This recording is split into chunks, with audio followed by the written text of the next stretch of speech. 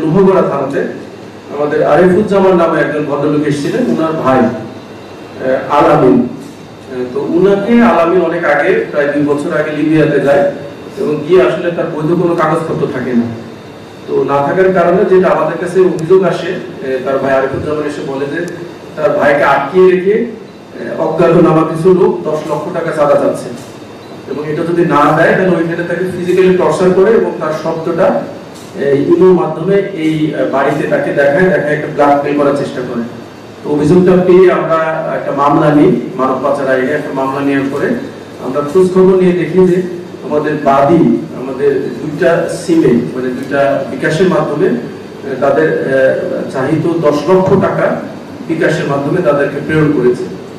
তো আমরা খোঁজ খবর নিয়ে দেখতে পাই যে তাদের অবস্থান আমাদের কুষ্টিয়া জেলাতে। তো আমরা গতকালকে আমরা অভিযান চালিয়ে আমরা 2 জনকে গ্রেফতার করি, একটা তরিকুল ইসলাম এবং একটা কুবাত আলী।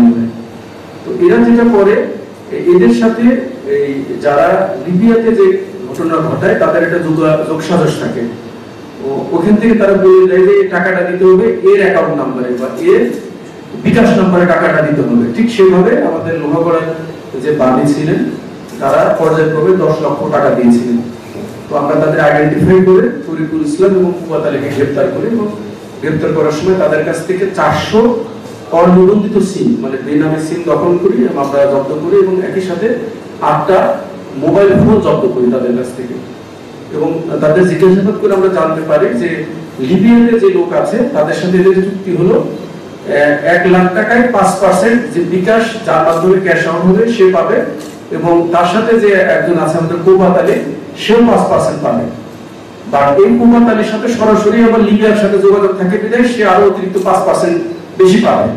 তো তারা আমাদের কাছে স্বীকার করেছে এবং আমরা বাকি যে আসামিগুলো আছে আমরা ধরার চেষ্টা করে যাচ্ছি এবং আমরা সন্ধান পেয়েছি যে ওদের একটা গ্রুপ দেশে এসেছে, বাট এখন আমরা তাদের ট্রেস করতে পারি না, বাট আমরা তাদের গ্রেফতার করার জন্য আমরা চেষ্টা করেছি। এবং সুসংবাদ হলো যে আমরা যখন ধরার পরে আসলে আমাদের যে আটকিয়ে ছিল আমাদের লিবিয়াতে প্রবাসী সে ছাড়া পায়, বাট তার যেহেতু বৈধ কাগজপত্র না থাকার কারণে লিবিয়ার লোকাল পুলিশ তাকে হেফাজতে নেয় এবং সেই লোকাল পুলিশের হেফাজতে আছে।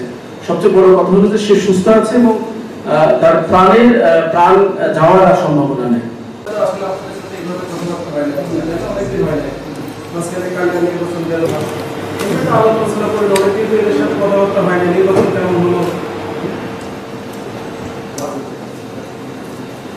আসলে আমাদের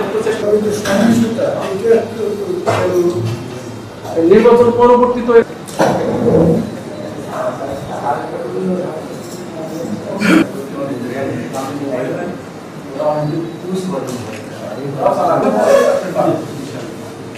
সময় লাগবে।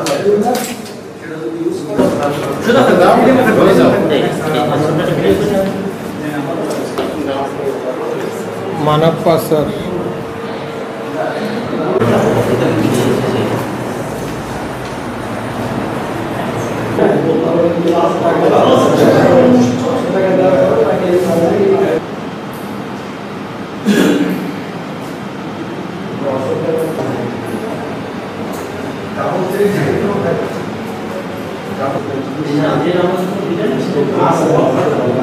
Ini